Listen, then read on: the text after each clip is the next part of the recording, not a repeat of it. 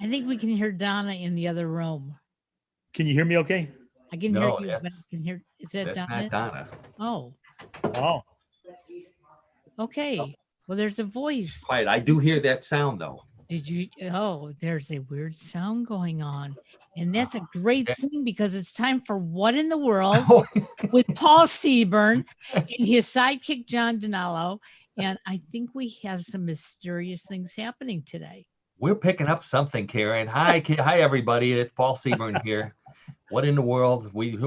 That's what we're saying right here. We just said, what in the world is going on? It's it's the day before a big day. I'm just going to leave it at that. That's true. Yeah, and it's 2 days after a big day in Cleveland. Somewhat disappointing, but still the Browns, they look good. They didn't. As I said, I told my friend in Kansas City, they didn't stink the place out like they have for so many years. So, well, it was a good season. It was a good season. He did say that he was watching with a group of people, and they were very nervous all the way till the end of the game. So I thought that. I can imagine. Yeah, sure. Yeah, well, we did have a chance to win. You guys do know that. Oh yeah. It was a great goal. We're talking about the Browns game, by the way. So we need to get back to what in the world here. So, anyways, as always, real news, sometimes strange, always funny. That's what we have at What in the World. We've got a whole slew of stories here today from all around the world, not out of the universe, or out of the galaxy. I think I've stayed in the galaxy this week. And of course, some weird sports from my buddy John. You can catch all of this if you're watching on YouTube in the future. Thanks for joining us. If you're watching live, thanks for joining us. Go to newclevelandradio.net where you'll find ways to download the podcast, which is free. Go to YouTube and watch it free. So, what you can't get any better than that. Plus, we have a good time. That's what we want you to do, is have a good time. So without further ado, and hopefully no further technical issues, let's get started with, oh boy, I've got some pictures for the two of you that you will not believe. And not gross. Possibly of Chupacabra. No. Don't spoil it, John. Oh, okay. Although you may mistake one of the pictures for a chupacabra. Let's okay. But good point. No, I've got I'm not even gonna say my intro there. I've got beans that can think. So we're gonna talk about that. It's kind of scary. We're gonna talk about sawing people in half. Big news in the magician world about that. Meat-eating sponges out of Australia. Always strange stuff coming to us from Australia.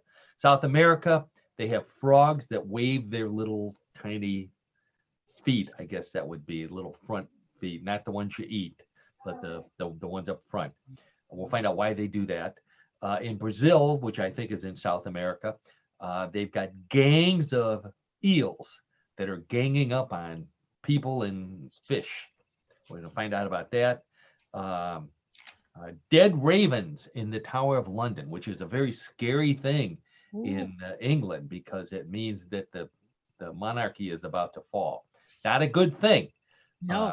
So we'll find out if that's real or not.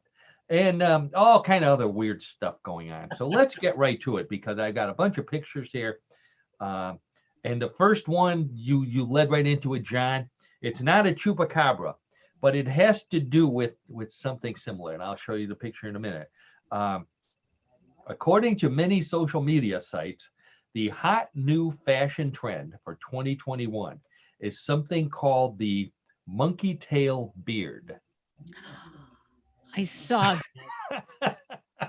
the monkey tail beard. Let's see if I can bring up a picture of one right here. Let's look at this weird looking guy here. How about that? That, my friend, is a monkey tail beard. Does it look so like ugly. Oh, it gets worse, Karen. It gets worse. John, would you wear something like that? Not on your life. So the first thing that came to my mind is, if you think that this is sexy and it's going to get you a date, here's what I recommend. Go to the zoo, okay? Go to the simian, the ape exhibit. Go up to a cute girl who looks like she's single, doesn't have a wedding ring on, and ask her to come over to the window with you and point to one of the creatures in there and ask her if she'd like to kiss that monkey's ass. and if she says, or better, get her number and then go get this shave here. There's no way I would do anything like. I've had a beard all my life. I was in church choir when I was in grade school, and I had a mustache. So this is just. There's no way I would do that. What would possess someone to do something like this, Karen? You got any ideas? Just because he can. Right. Here's a better one. How about this guy? I think I blame it on the lockdown. I think that people are just getting so stir crazy and bored and just looking for something to do to change their what they see in the mirror, and this is what they've come up with. And this is a big thing, John. This is I want to see if I got this other guy here for you. How about that one? Come How on. about that one? That's a long. That's the I forget what those monkeys are called. Let me ask you this: how long does it take that guy to do that? Then to keep it groomed, right? That's a good question. I'm guessing he goes to a barber, and a barber could do a better job, probably. Yeah. Yeah, my barber. I forget how much my barber charges for beards, but it's far more than I would pay for it. So it's unbelievable. Yeah, I don't know. I don't know why they would do this, but it's very this is so my idea is this. Yeah. No. I would go and get a suntan first, or maybe a sunburn, and then I'd get a baboon's ass. Baboon's tail. That's my idea here. Let's see. I don't know if I lost my. Let's go. I think I have one more that I wanted to show you here. Let's see. I guess I don't. I had a guy from the Oakland Athletics. This was, one of the pitchers actually had one of these. It's professional athletes have too much money on their hands, not just. That's true too. Yes, that's very true. So they can get away with it, but if you're trying to get a date, this is. So let's move on. I think we should. Yeah. Good thought, Paul. Good thought. So this one, Karen, this is for you. Okay. I think we've talked about this vehicle before. Kraft Heinz, the merged company, is looking for 6 hot doggers who are people who will take you're a hot dog? People who will take their famous Oscar Mayer Wienermobile and drive it around the country for a year.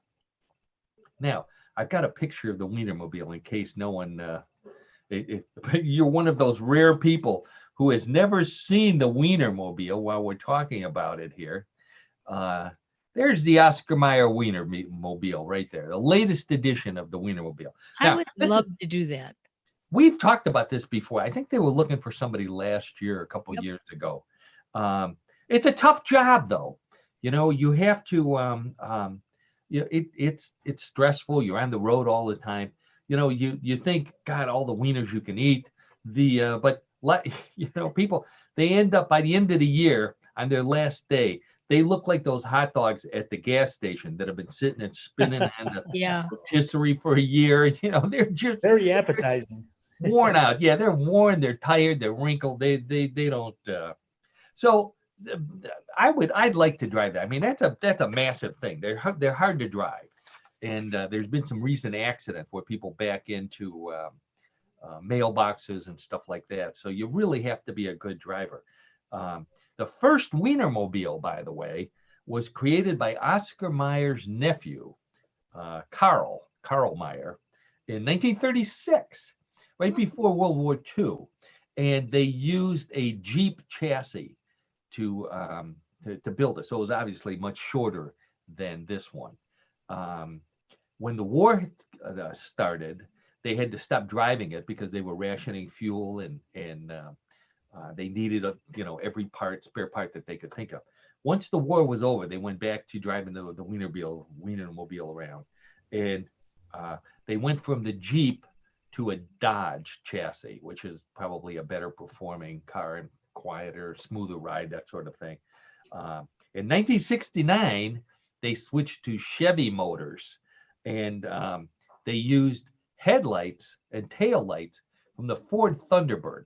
Now, this is a cool looking Wienermobile right here. It is. There it is. Yeah. Look at that. Ooh. Now, I would love to drive that. That looks like a Wiener on a Thunderbird.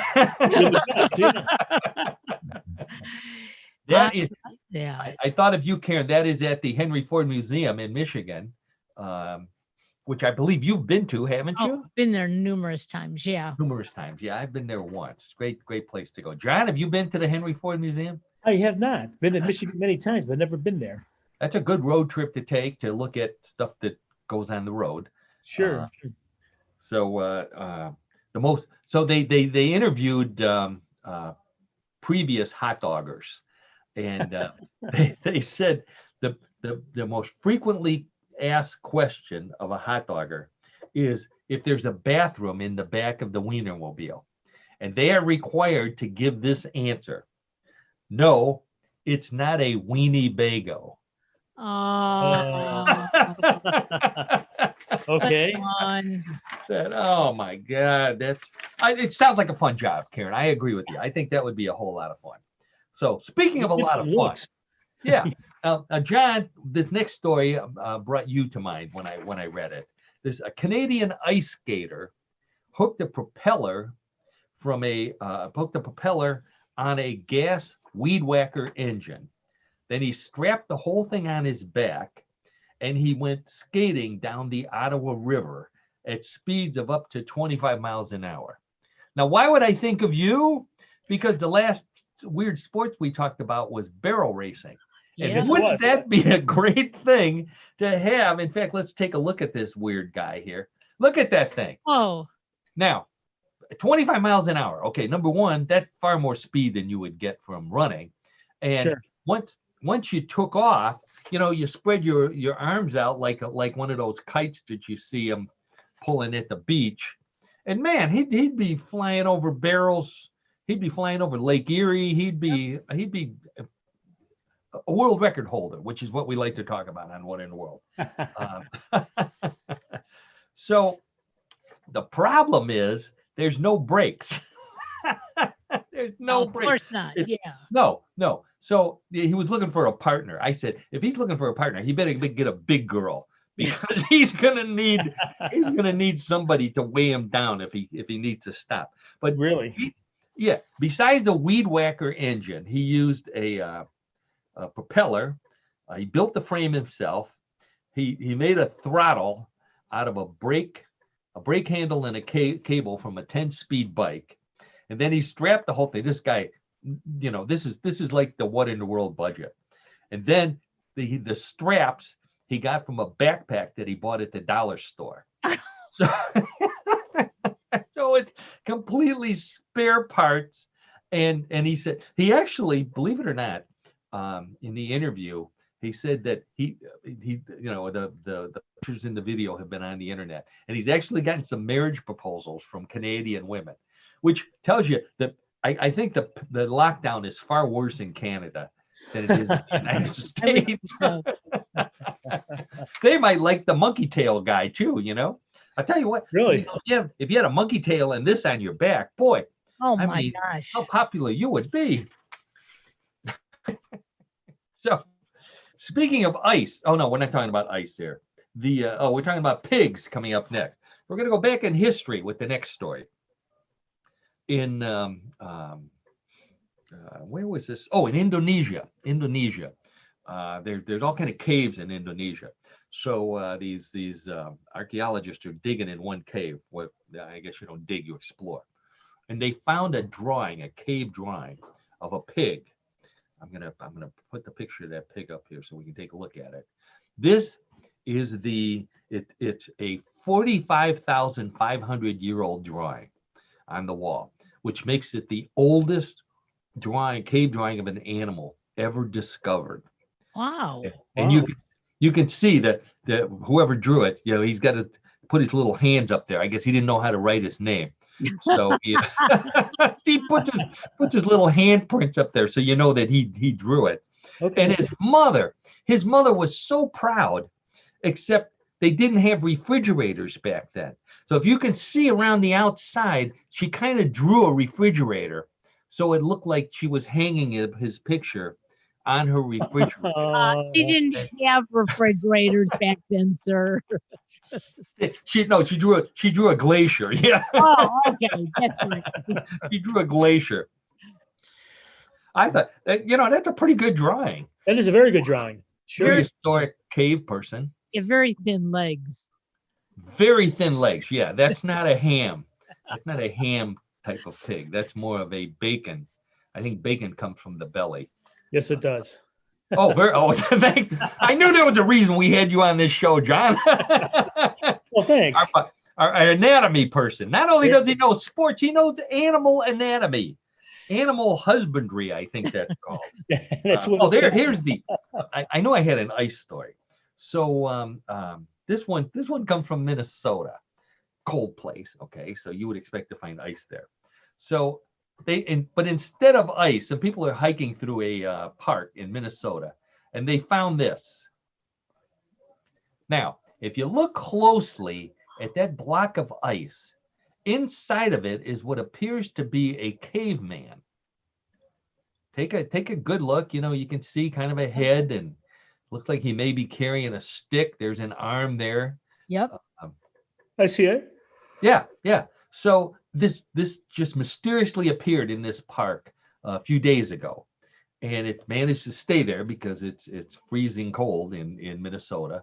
Stayed in the block of ice, and it had people mystified. What the heck is this?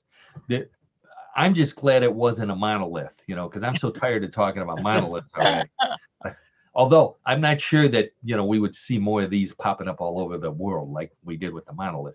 So it turns out, before somebody busted it open, the guy who put it there admitted that he's an artist. His name is Zach Schumack, and he said that the caveman is actually a mannequin. And to make it, I love when people get serious about doing stuff like that. He and his friends, his artist friends, wanted to be authentic, so they looked up pictures of cavemen, and they colored the mannequin skin so it looked more like a caveman, put the long hair on, even got the dress, which you can't see, his loincloth or whatever it is in there. So they were all excited about this. I don't know if he's in college or what and hoping to get an A in art. Definitely more interesting than the monolith. Yes, absolutely. Yeah. So believe it or not, there was a real cave. There was a Bigfoot also in Minnesota. This was in 2008. I did a story on this. They found a Bigfoot in a block of ice. And instead of busting it open, they kept it in a refrigerator and sold tickets. So people could come in and they'd open the freezer, and you looked in and you saw this block of ice that looked like it had a Bigfoot in it. And you went, oh, it looks like Bigfoot. And then they closed it and the next person came in.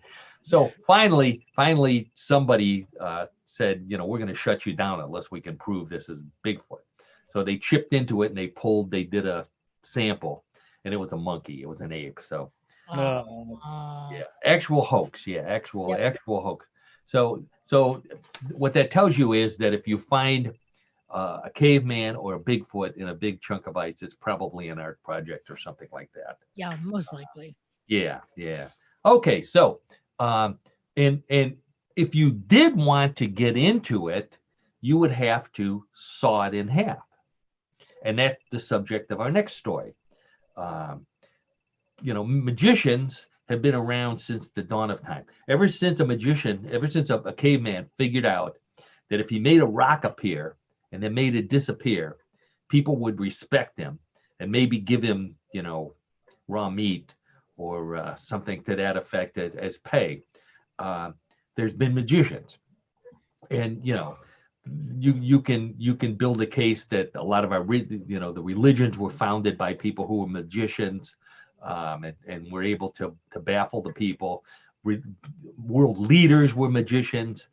They hired wizards and to do these kinds of things. But eventually, we figured all that out. Science won, and magic became an entertainment performance rather than something to scare people. Although it still does. So, and magic has become popular again because of shows like America's Got Talent and shows like that, where they do all these just fantastic stunts. But one that they always do that's been around forever is sawing a woman in half.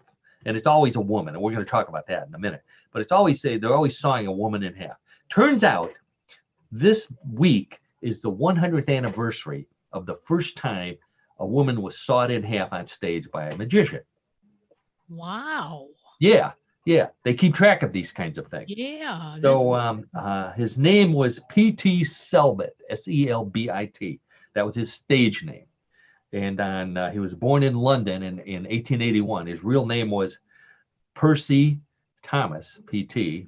Tibbles, Tibbles, Tibbles.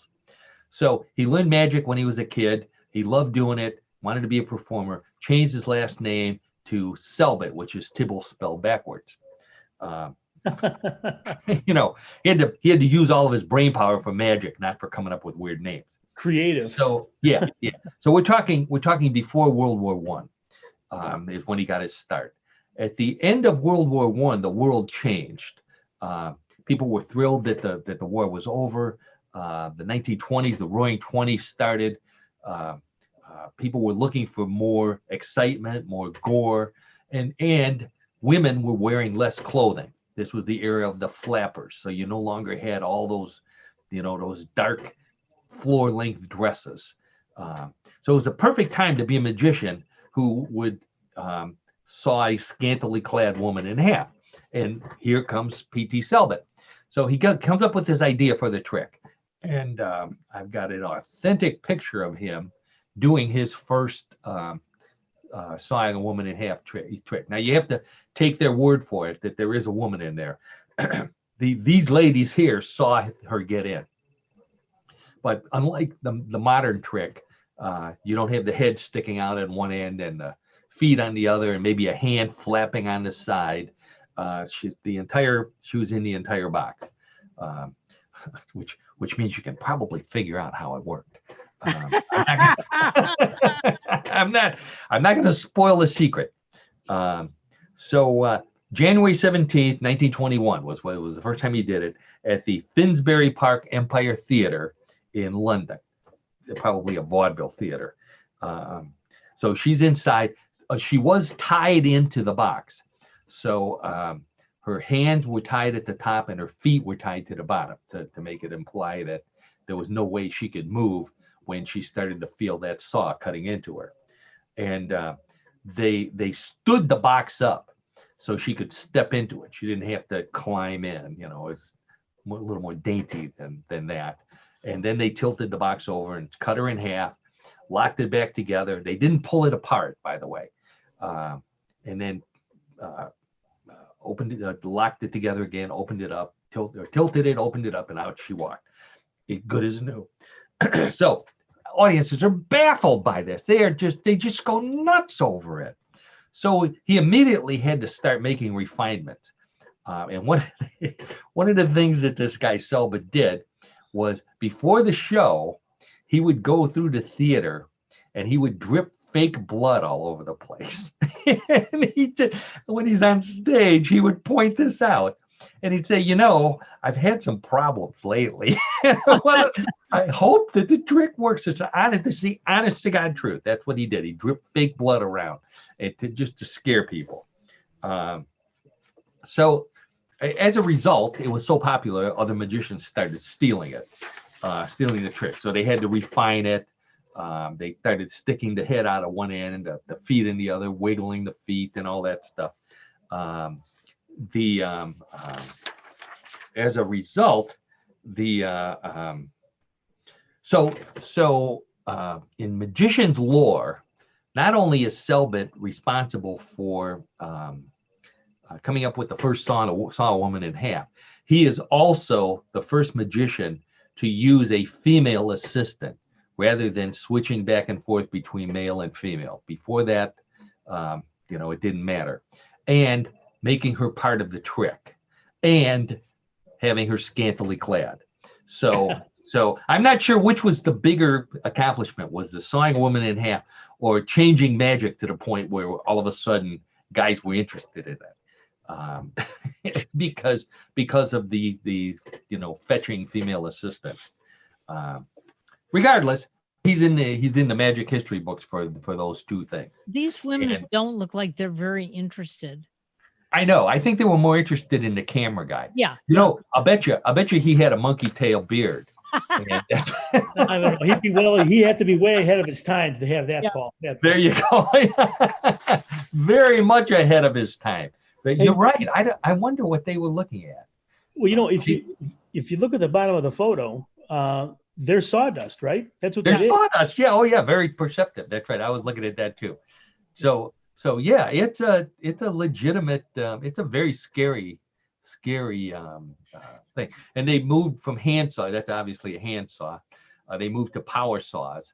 And I have a friend who was on America's Got Talent. He did. He does this kind of stuff. He's a magician in Baltimore, and now now they have the saws swinging back and forth, and they're suspended over a vat of water, and so that they might drown. They might it's wild. It's wild. I'm not going to give the secret though. Okay. Much as I know. Okay. So now I misled you before. I'm going to take this down here so we don't have to look at the poor lady getting sawed in half. Very compassionate. So we're going to go out and we're going to go away from Earth for a second to the International Space Station, and Reddit, which is the like the bulletin board where all kind of weird conversations go on. So there was a conversation this week on Reddit about Cheetos. And the debate, it was actually a debate going on whether one Cheetos puff in space, traveling through space, if it collided with the International Space Station, would it make a hole in the International Space Station and let all the oxygen out? Or worse, cause a fire or some sort of destruction? What do you think, John? Could a Cheeto do that kind of damage? I don't think so, unless it's really traveling at a terrific rate of speed. Okay, let's say it's going at 50,000 miles an hour. Little Cheeto. I wish I had. No. I'm going to say no. I'd say this is like Bluff the CoHost. What do you think, Karen? Karen, you're up now. That's right. It's going to be an orange spot on it. An orange dust spot. Yeah, that's the prevailing comment, and the few scientific people that weighed in on it basically agreed with both of you that it wouldn't cause any damage to the side of the space station, but it would cause probably an orange blotch. Scared the shit out of the astronauts though when they heard this story, because immediately they're thinking, "Oh crap, what happened to that last Cheeto?" But they did say, the scientists did say that if a Cheeto, and they didn't say what speed, but it's in space, so it's traveling pretty fast. If it hit the solar panels, it could do damage to the solar panel, because apparently they're not fortified like the outside of the space station. Mm-hmm. Yeah, that makes sense. Yeah. John, you're an expert in all these things. I'm just talking about logic. Space science. Oh, logic. Okay. I thought maybe you were a space scientist as well. You probably, I bet you placed some people at NASA. We have the big NASA facility here in Cleveland. And John was in the recruiting industry, business for a number of years. Sure. So that was a great place to work. I knew some people who worked there. They were, they were pretty impressed with themselves. NASA. Some bright people there. Got some very bright people. They very much so, very much. No kidding. So, but there's some bright people here who might know how when the Cheeto first hit the market. Okay, Mr. Smart Guy, I know everything about space. How about snacks? What year? And it produced by Frito-Lay company, of course, right? Frito-Lay produces. That's right. Not originally, though, but it is today. No, it was actually invented in 1948 by Charles Elmer Doolin, who worked for the Fritos company. It wasn't Frito-Lay back then. That it was just Fritos. Okay. Fritos were invented in the 1930s, and that was their big product. Cheetos. So they needed something for people who didn't like Fritos, so they came up with Cheetos, and they would tested it the Frito lab in Dallas, Texas, which is where I think Frito-Lay has a big facility to this day, and they sold out. They were hugely popular. So he didn't have enough equipment to meet the demand. So he happened to meet this guy by the name of Herman W. Lay, and he was a potato chip salesman. and he cut a deal with him to do the production and help with the sales. And they ended up merging the two companies to become Frito-Lay, which was eventually bought out by Pepsi. I'm not sure when that was. It was 1961 was when Frito-Lay was formed. Now, which came first, the Crunchy Cheeto or the Puffy Cheeto? I'm going to say the Crunchy Cheeto. Crunchy. John says Crunchy. Karen says Puffy. That was my thought too. Actually, John is right. It was a Crunchy Cheeto came first. Puffy came later. And then the different flavors. Yeah, I think Puffy is harder to make. That's the Crunchy. If you burn it, nobody knows. Just put more cheese on it. A built-in fail-safe system there. There you go. Actually, cheese puffs, which is what the puffy ones are called, weren't invented until 1971, Karen. So, interesting little bit of Cheetos snack. Just want you to know that Donna Bell thought it was puffy too. So. Oh yeah, she's not a big. I don't think she's a big fan of Cheetos, if I'm not mistaken. Okay. There we go. Right off to a tangent we go there. So, okay, we'll leave the food business for a second and we'll go to South America. Always interesting stuff coming from South America. So this particular story comes from Brazil, where there's researchers are watching these eels because they got money. So they're watching eels, and all of a sudden the eels form a gang, and they gang up on fish. And they attack the fish all at once to get working together as a gang.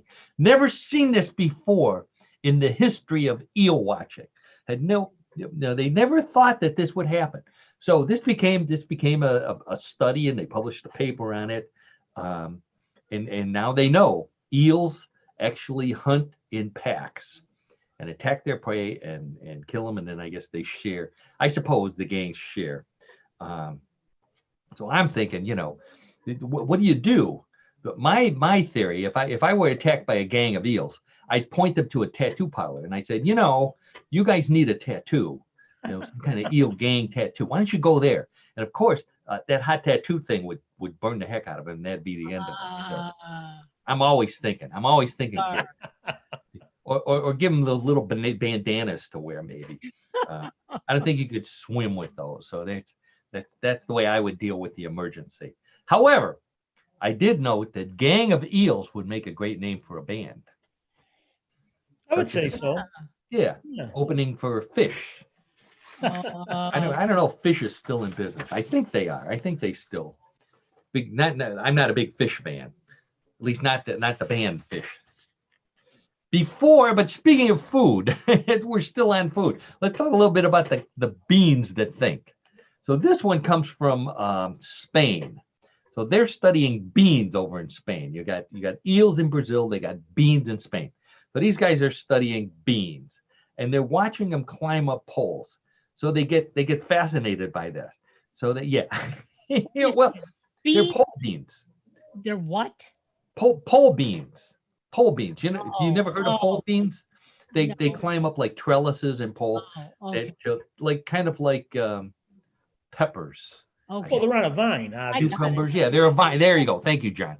They're a vine. So they started experimenting with different kinds of poles and different kinds of trellises, and they noticed that the beans seemed to be choosing carefully what path they followed up the poles and the trellises, and this led them to believe that the beans can think and they can make decisions on their own. Like the best way to climb a pole. That's not what they need to be studying. Okay. The first one of those guys that can figure out how to train beans to climb right into the casserole dish, that guy's going to make $1 million. But climbing the pole. And so then they start messing with them. And so they watch one climb the pole, and then they put another bean next to it. And that bean takes out dollar bills and starts trying to put them in the G-string of the first bean on the pole, swinging around. Oh, John, no, this is a real thing, John. These were string beans. So that's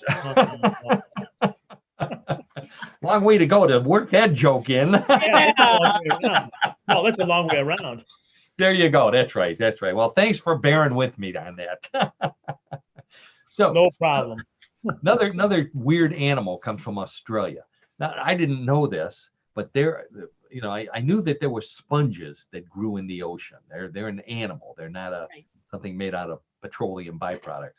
And there's sponges in Australia that eat meat.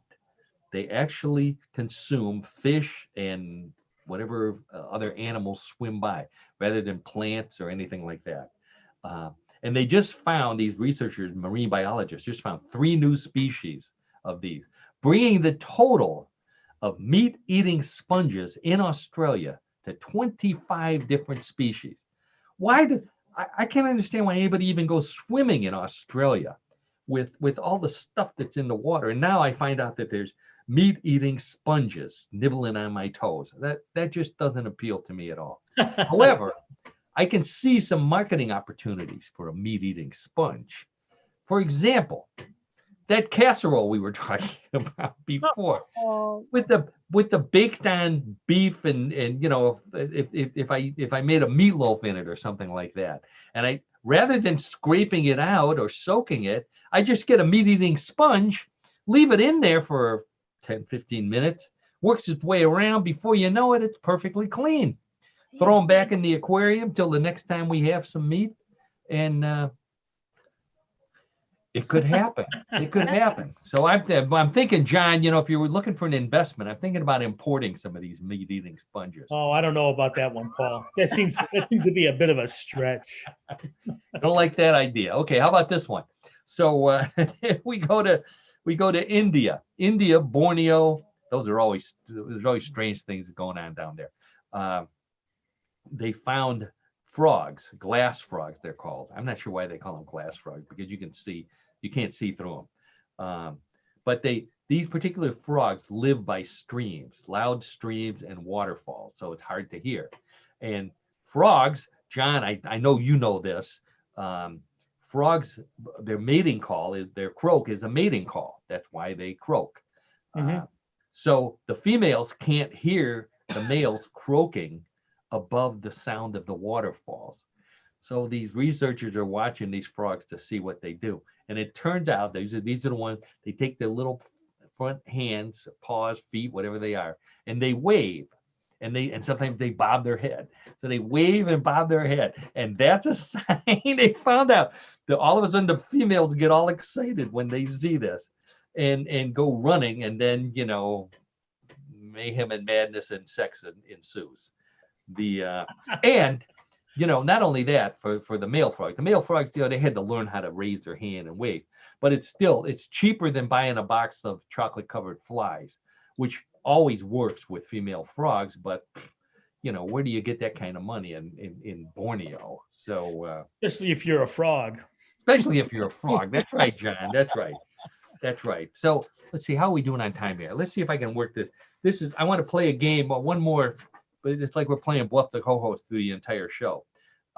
If I were to ask you the question to both of you, what's the best place to live, and conversely, the worst place to live to survive a zombie apocalypse?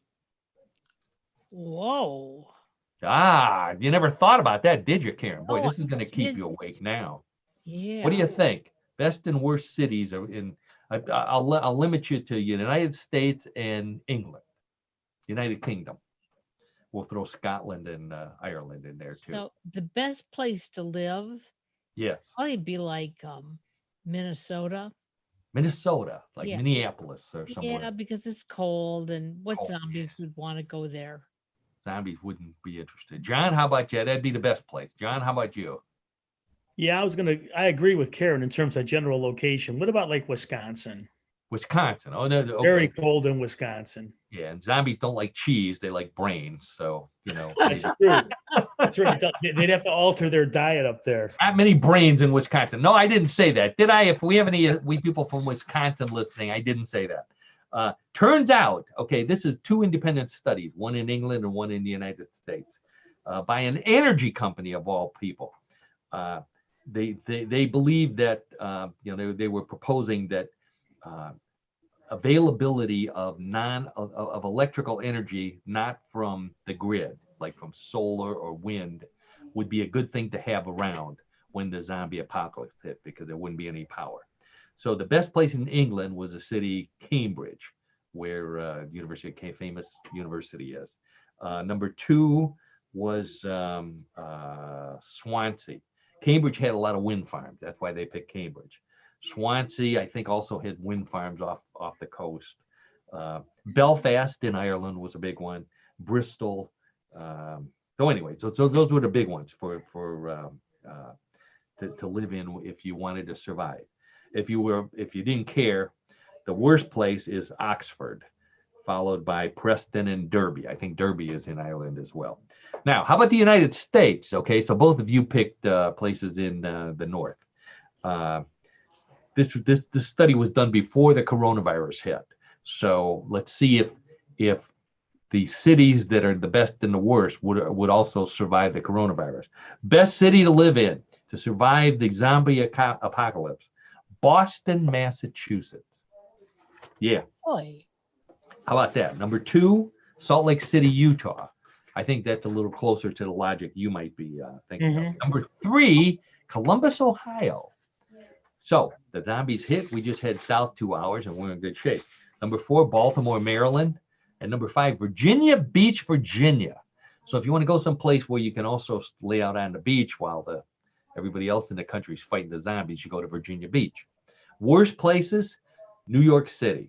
No surprise there. Yeah, no surprise. Tampa, Florida, number 2. Los Angeles, number 3. Riverside, Bernardino, California, San Bernardino, number 4. And Chicago, number 5. So I think those 5 places didn't do too well with the coronavirus, but no place did actually in the United States. So these guys based it more on access to technology, access to hospitals, access to armies, access to gun shops. That they took all that kind of stuff into consideration. Yeah, especially when you have the zombie apocalypse upon you. I mean, you have to have all those resources. There you go. That's right. My thoughts exactly. So what about our own city of Cleveland, Ohio? How do you think Cleveland fit? I'll let's say in the top 100. Where do you think Cleveland sits on that list? I'm going to say right in the middle. I'm going to say right in the middle. 50. Right? 50. Karen, how about you?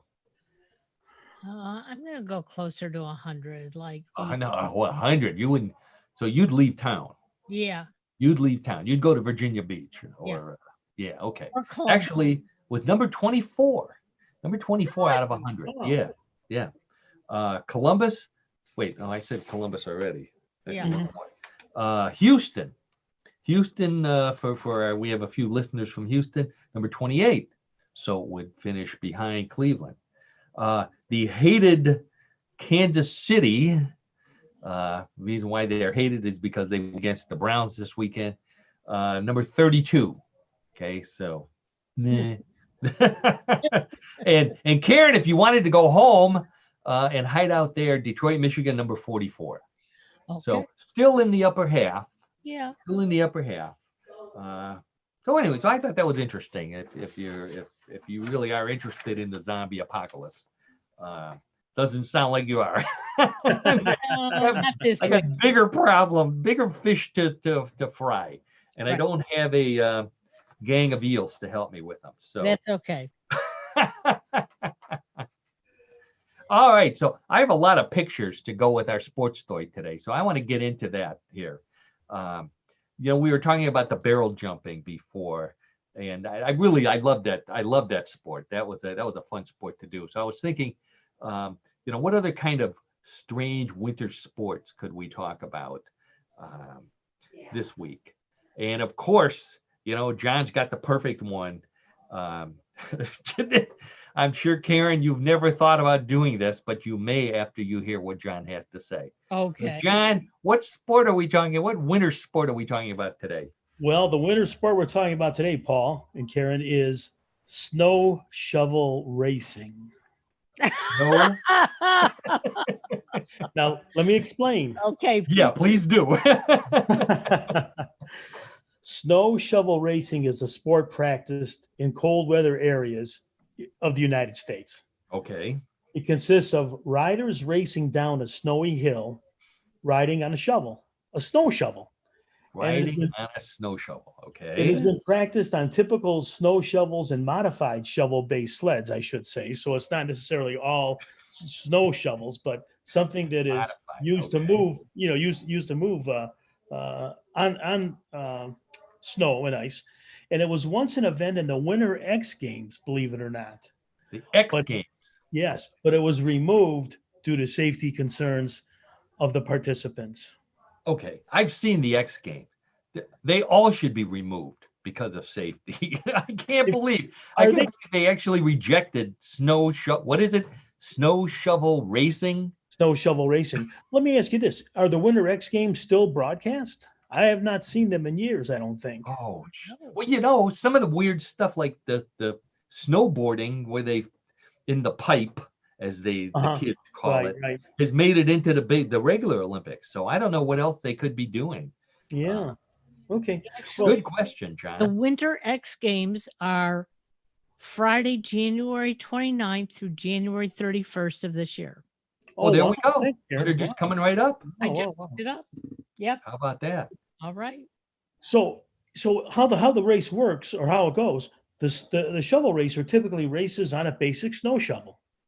Riders. So if you can't imagine what that looks like, Karen, I happen to have someone riding a snow shovel. So you can just put this picture in your brain while John continues here. Okay. So the rider, he's holding his thumb up, which means he hasn't launched yet. Got it.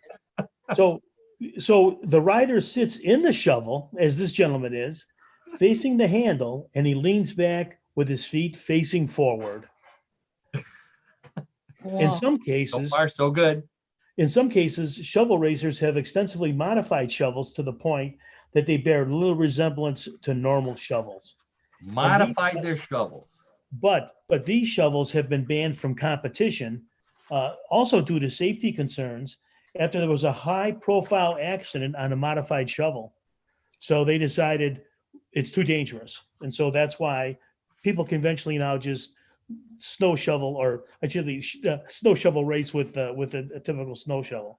Now, what they do though, the competitors though, they will wax the underside of the shovel to increase speed, and the top speed of elite shovel racers can reach up to 70 miles an hour, or 112 kilometers per hour. Depends on which system you want to go by. That looks like a female. Yeah. Yes, it does. Right there. Yeah. I'm going to step out for a second because I think I forgot to print something off. So keep going. I can hear you. Will do. Okay. So within the topic of snow shovel racing, there were actually snow shovel races at a Angel Fire Resort in New Mexico. And this is the origin. Yeah, this is the origin. Okay. At New Mexico's Angel Fire Resort in the 1970s, The lift operators at the ski resort, they started a tradition of snow shovel racing that lasted over 40 years. They would use the shovels as they were, doing their work.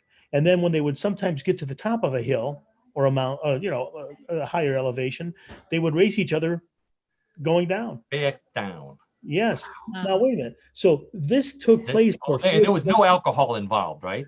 Not to my understanding. But so there were 41 shovel race world championships that were held at Mexico's Angel Fire Resort. And the snow shovel racing competition there at that location is no more. After 41 consecutive years, they decided to shut the operation down. Oh, and I'm not sure got to pick this up. Somebody's got to. Well, yeah, I'm not exactly sure why. And also, one noted competitor, John Strader, also known as the Shovelmeister, he calls it sledding on steroids. Strader holds the world record of 73 miles an hour, first set in 2001. 73 miles an hour. Wow. Now, Strader has been quoted as saying, quote, "When you are sitting on your butt and literally a centimeter off the snow, you are doing 60 to 70 miles an hour, but it feels like you are doing 160 to 170 miles an hour. You just fly." Yeah. Oh, what a thrill. Really? Now, racers sit and lean back on a basic snow shovel like this gal's doing, with their legs straddling the handle. Strader says control is a loose term. The shovel goes where it wants. And so he has said that there's no experience necessary, though, in shovel racing. Anyone can come out and do it. He's also said all the old-time racers love to teach the new racers how to do it properly. Oh, of course, yeah. And of course, Strader being the most quoted person in the sport, he's offered tips on what it takes to be a great snow shovel racer. Oh, wait, let me get my pen. I'm trying this. So he says the first step is to procure a snow shovel. Oh, okay, yeah. Any 10 to 14 inch grain scoop from your local hardware store will work. A $30 shovel from Home Depot and you're in the race. Now, there you go. This is my shovel right here. Oh boy. But he also he made this quote: "The bigger your derriere, the bigger size of shovel you're going to want." There you go. There you go. I knew it. Look at that. There is some logic to that. Okay. So, but waxing and buffing, as we said earlier, the bottom of the shovel are allowed, but don't even think of modifying the seat. Strader recalls competitors who tried to Velcro themselves to the blade. Oh, there you go. That's a good idea. That's a definite no-no. So that didn't work. You can't modify your shovel. That's exactly right. Now, in the next step, you have to put on a helmet, preferably one that covers your ears, such as a ski or motorcycle helmet, right? Snow goggles or sunglasses are also recommended to protect your eyes from the sun, and just as importantly, to protect them from the snow that sprays up when you plant your feet to stop, because that's how you stop. You stop with your feet. As he says, your feet are your brakes. With a nice boot, you can dig into the ice and dig into the snow. So don't worry about the fact that it's bulky. It's just very, very practical. Wow. Okay, so he says now, the ride itself. So you sit down in the scoop with the handle tight between your knees and your legs out in front of you. You lean back into a luge position, pull your hands in, and do not hold the handle, and then head on down. It looks like he's holding the handle. I think he's cheating. Yes, he is. This is, here you go, like this. There he is. That's the way to do it. The first thing people need to understand is that they can't steer a shovel, as he said before, although he notes that punching the snow with your hands can help keep you on course. Now, if you feel like as you're going down the mountain, if you feel you're going out of control, he says, go into a corpse position, lay all the way back and just lay down and just let it happen. So that's and it probably good for the EMS people at the bottom. You know, he's already laid down. And of course, the proper position for the defibrillator or whatever it is. Well, and here he says, it's counterintuitive, but it is the safety position. Another option is just to slip off the shovel. You're already on the ground, so you don't have anywhere to fall, which I don't think is very good. I don't think that's going to result in a good. That's not going to result in a good outcome. So no, I don't think so. Here's Strader what he claims though. It is such an adrenaline rush that when you're sitting and you're, again, as he said earlier, your butt is, less than a centimeter off the ground. You're doing 70 miles an hour. It seems like you're doing 170. And he leaves us with this quote: "What it takes to be a successful racer is embodied in the credo of shovel racers.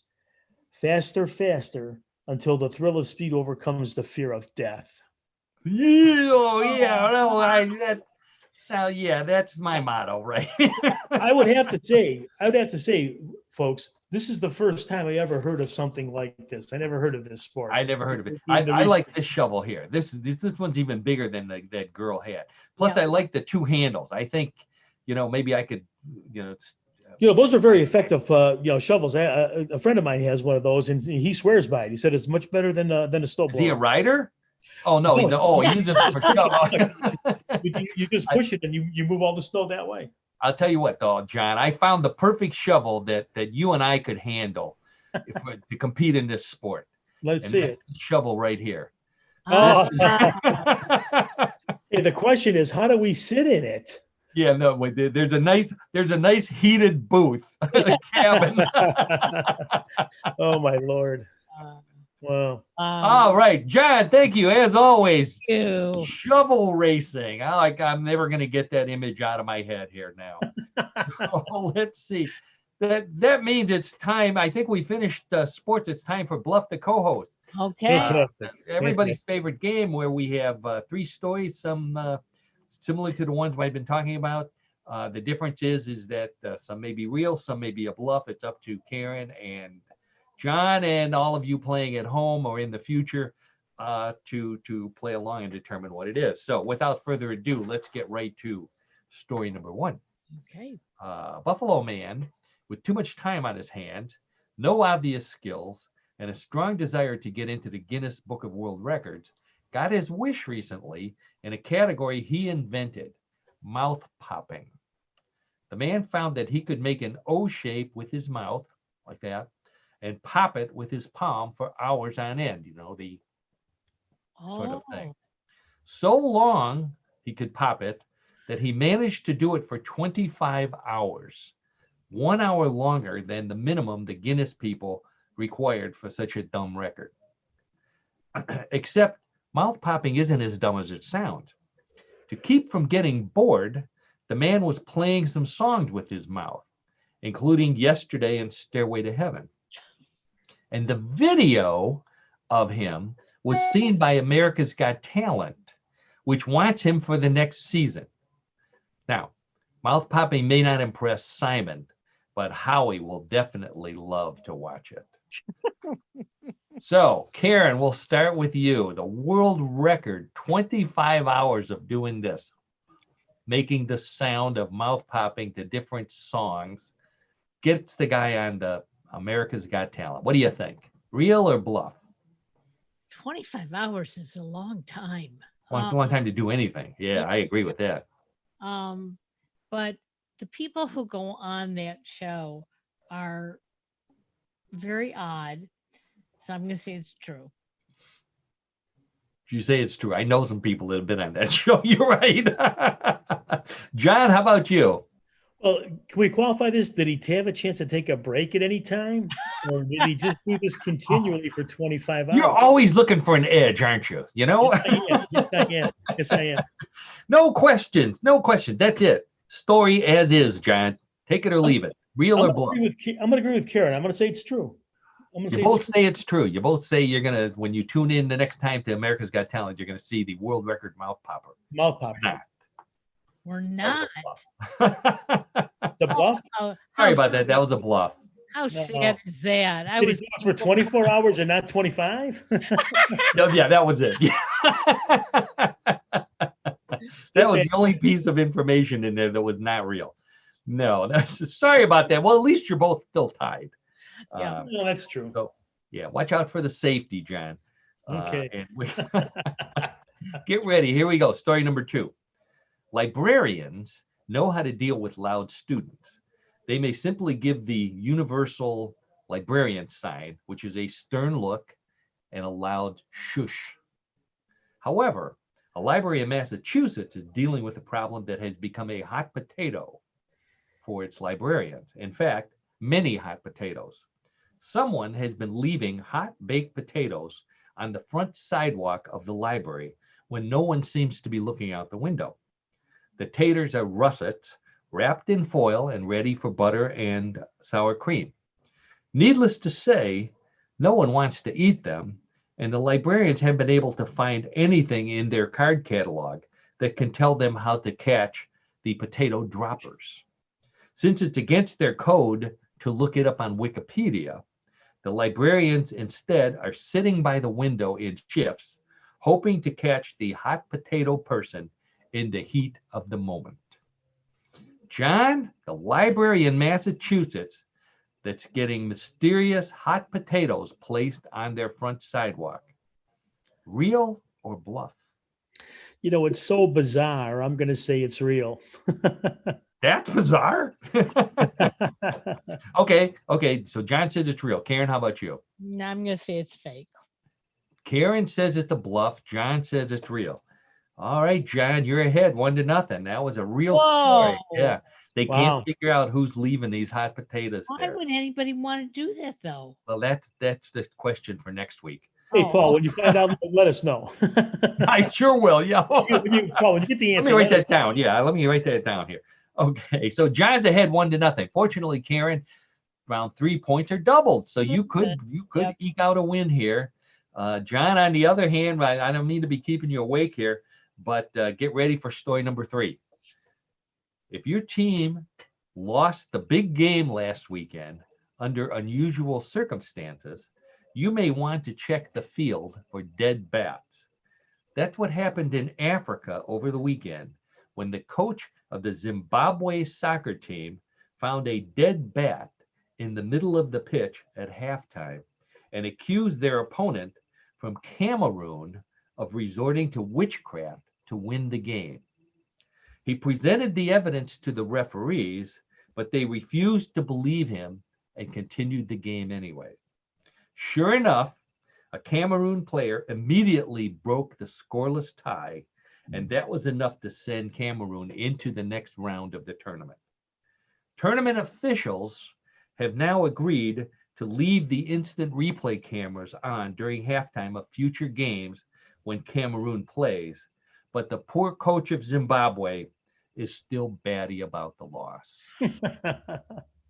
So, using witchcraft to win a soccer game in Africa. Boy, if only the Browns could have done this, Karen. What do you say? Real or bluff? Well, it is Africa, and I do believe in witchcraft in parts of Africa. I'm going to say it's true. Karen says it's true. John, our sports guy. Boy, here's one for you. Yeah, never really thought I'd be given this question, but but I'm going to say it's true also. I'm going to say it's true. So John's already thinking about how to help the Browns next season. Yes, I am. Really true or not. Any edge. There you go. Well, put your bat tears out, John, because that's a true story. Oh, very good. One again. Isn't that one? Good. In Wow. fact, thanks, guys. In fact, for those watching, I'm going to be writing about this tomorrow on MysteriousSUniverse.org, because there was also another game which had voodoo involved in it. This is unbelievable. Absolutely it's really, Cameroon is known for using witchcraft in the game. So wow, I thought that was just it's a great story for What in the World, great story for Mysterious Universe. And that brings us to the end of another strange, unusual, and fun show, especially shovel racing and monkey tail beards, which we're never going to get out of our heads. So on that note, I want to say goodbye to everyone. Thank you for joining us. As always, come visit us at newclevelandradio.net. Take a look at all the great podcasts that Karen has there. John, thank you again for joining us, surmounting the technical issues and providing us with a great fun story and all your colored commentary. We'll see you next week, same time, same place, I guess. If you're watching live, and somewhere in the future if you're not. But thanks for joining us. Yep. Great day, everybody.